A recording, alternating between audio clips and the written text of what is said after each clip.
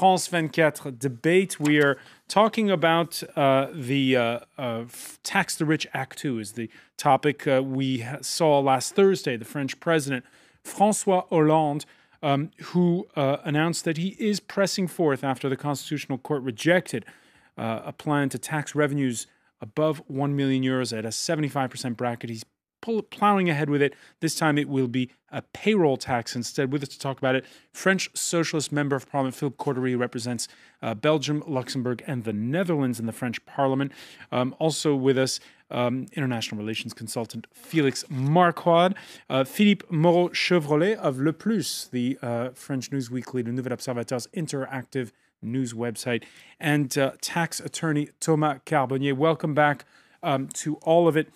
Regarding this news, it came this morning that even footballers would be included. I don't agree, but I'll pay it, was the reaction of the Qatari president of Paris Saint-Germain. He's going to have to pay that new and improved payroll tax for the likes of star striker Zlatan Ibrahimovic. Joseph Tandy has more. Barcelona's soccer stars are in town. Even before the game, French footballers were crying foul play. Not over the match, but over their future tax bill. In an interview with newspaper Le Parisien on Monday, French Football Federation boss Noël Le Graët said that soccer clubs count as medium-sized businesses. He said that meant footballers would avoid being caught offside by President François Hollande's planned super tax. On Tuesday, the French government counterattacked, saying soccer stars would still have to pay up. I think football clubs are a bit above the turnover of typical small and medium-sized businesses. Sports clubs represent a very visible part of the economy, but I think that growth will come from small and medium-sized companies as a whole, rather than from sports clubs. In France, around 100 players earn over €1 million per year. Among them, many of the heavy hitters lured to Paris Saint-Germain by high wages. The club pays striker Zlatan Ibrahimovic €14 million per year. Defender Thiago Silva earns €9.6 million. Carlo Ancelotti, the world's second best paid manager, receives €12 million per year. Opposition politicians have slammed the proposed tax. Even hardline left party leader Jean-Luc Mélenchon stood up for football's millionaires. A tax isn't there to punish people, it's there to share the wealth. We're not looking to humiliate people who have money. In December, France's Constitutional Court rejected François Hollande's proposed tax. Last week, Hollande suggested a new plan of attack. The levy would now apply not to earners themselves, but to the companies paying their wages. Again, as we said at the outset, Philippe Cordery, there is this thing about the relationship France has to money. Well, I mean, I think what France has and what it's sort of putting in place in any case is a policy which is on the one hand redistributive, and there the question of money, I mean, is there also, as I said earlier on, for obvious reasons that we need to distribute it and to pay the services that all the people benefit. So it's a sort of redistributive policy. On the other hand, we have also a problem of competitiveness, and the government is also going into that area with the Competitiveness Pact, with the sort of the labour market reforms. I think, I mean, there really are two legs on the policy of the government. It might be sort of unpopular, and we're here also to explain what the policy is. But what I'm sort of convinced today is that it's going in the right direction, because what the previous government did was only give sort of presents to the richer, fiscal presents to the richer, and which increased our debt, and we sort of cannot go in that direction anymore. Let's explain a little bit, because for some people, the real revolution is the bill that was introduced this Tuesday in the French Parliament, a bill whereby employees could agree to lower salaries in order to keep their jobs. They could also be told to move to another city or else get a payoff and leave. The communists and their allies are up in arms. The ruling socialists say they'll stand firm. Will this text that I'm presenting reduce layoffs? Yes, because right now, when a business is in trouble, its first reflex is to lay off people. In the future, it will be to liaise with union organizations and find alternative methods to avoid layoffs. That's the only thing that interests me. Now, the novelty of the bill is that it's the follow-up to a deal reached between a majority of trade union confederations and the French Employers Union, the first deal of its kind in over 2 decades. He didn't play the tough guy, as my grandmother would say, and he wasn't hitting his fist on the table, he wasn't threatening anyone. If you do that in a country like France today, the result is confrontation and conflict. What's the result in this case? What is the consequence? The breakdown of the state for 6 months. So a deal reached between a majority of trade unions. However, France's largest, the communist-backed CGT, did not sign. This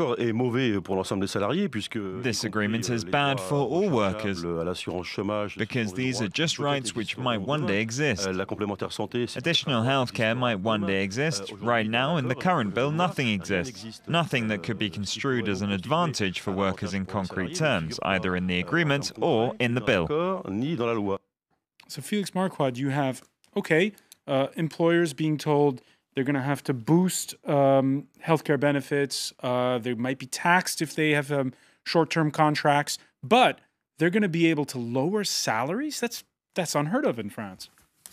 I'd like to come back. It is unheard of, and I think that we can come back to that. I'd like to talk about what you referred to earlier on, the sort of the issue of the French with money. The fact of the matter is that there's most European countries. Most OECD countries have a left-wing party that has gone from socialism to social democracy. The French have a problem with the word money. They have a problem with the word entrepreneur. They have a problem with the word rich and with the rich themselves. They have a problem with enterprise. They have a problem with business. Maybe the previous government, but not this one. Seriously, I mean, you cannot say that. Even the ultra-left party in this country is attacking the left is calling this tax absurd. Even Mélenchon. I mean, to get that guy to come and say that out loud. But this bill to loosen the labor law, is this the sleeper that's being passed through on the quiet? Because it is a big deal, isn't it? It's an historical gesture. Telling employees you have to move to another city or else we'll this is give you social a payoff. democracy. It is discussion between social partners. It is a big deal. I don't want to say this. This is indeed a big deal, and I think it's one solution. I think the problem is that it should be sort of a marginal solution. It's going to become the only solution for employers who are facing a difficult situation in their industries, and that's for me the problem. It should be the sort of the sidekick thing, and it's becoming the central way whereby we're hoping employers will deal with certain issues of revenue, etc. That's the problem. Philippe Cordery, this plan also includes the measure of bringing trade unions into the boardroom, of having employee representatives in the boardroom. So the Germans have done this 40 years ago? Effectively, are the French now going to try to replicate the German model? It's a step forward, as it was said earlier on. I mean, in 20 years, there never has been an agreement between social partners like this one, and it's a revolution which François Hollande wanted, and which we will be discussing in the Parliament this week. I mean, everything is not exactly what we would have done, but we'll respect what the social partners discussed and decided together. So it's a big advance. I think there's many advancements for the workers, the fact that the trade unions will be much more sort of represented, the healthcare issue. There's other issues which wouldn't have gone in that way, and for example, I wouldn't have taxed sort of the short-term contracts more. I mean, the problem is more the one-year contracts and the one-month contracts in terms of precariousness. So not everything would have been done exactly in the way that they're there, but it's a first step, and I think there'll be other discussions, and it's at least the start of a real social dialogue in this country, which the previous government has been incapable of doing. The start of a social dialogue, or Philippe Moreau-Chevrolet, are the chickens going to come home to roost when there are local elections next year, and people on the left say, hey, Why is my paycheck lowered? I think it's a quite clever move from François Hollande, because on the one hand, he does this 75% symbolic gesture that raises waves of protests from the right, and on the other hand, which will raise peanuts from the wealthy people. On the other hand, he's doing this real unprecedented conservative move from a socialist government. He's really making the marketplace flexible. It's something that will be really hard to swallow for the left.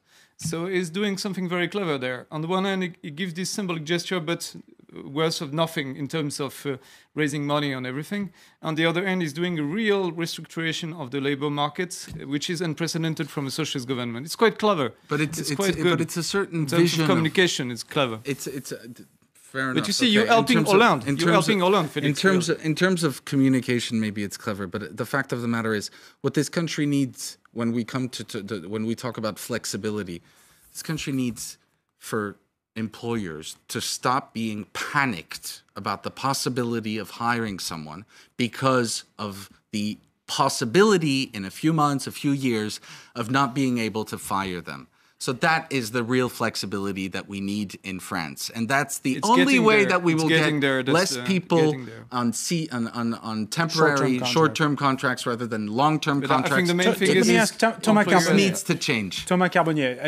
at the law firm where you work, is that a big concern? Do you think there'd be more hirings if the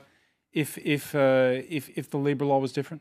Yeah, I think so, because they are really fear of the future, because our country needs more vision, how to help the economy to grow. This is the main issue. It's not a question exactly of the labor law, even if it's very difficult to apply correctly in our country. But the main issue is business. Is a better business climate. Philip Corder? Yeah, but I think we need competitiveness and we need security for the workers, and there's a balance that is struck here. But we cannot say, and I cannot let you say, that nothing has been done for the enterprises. You're going in to this have government. to let me say it. Well, no, you're not going to say it because nothing. Well, by the way, I didn't say that nothing had been done. Because we have a false. competitiveness pact, which was voted before. But that's a big word. December. What's behind it? What is a competitiveness pact? What the hell does that mean for our Money viewers for all around the invest. world? They have no clue what you mean by competitiveness pact. There's more room to maneuver. One second. More room to maneuver for enterprises to be able to invest and to create growth. I mean, this was decided by the government. What? I'm sorry, but that's still a big phrase. That doesn't mean... But that means more money for the enterprises to be able to invest on the markets and create But activity, enterprises should be able to invest in whatever the hell they want. Why do we need a new measure for that?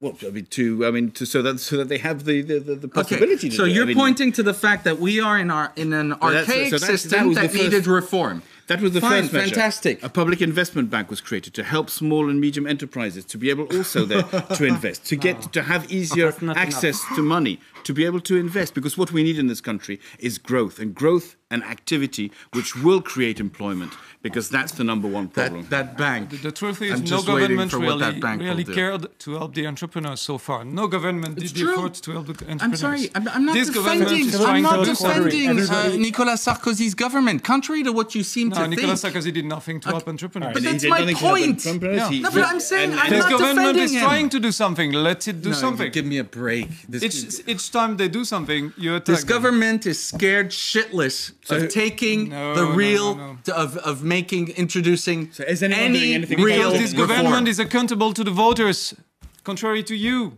Is anyone doing anything positive in this country, according to you? Philip Cordery, again, we were talking about are the French trying to apply the German model? Is François Hollande going to be the Gerhard Schroeder who makes these tough decisions? But then, of course, we all know what happened afterwards to Gerhard Schroeder. He got voted out of office, and the fruits of his labor only came about years later. Too long in political time.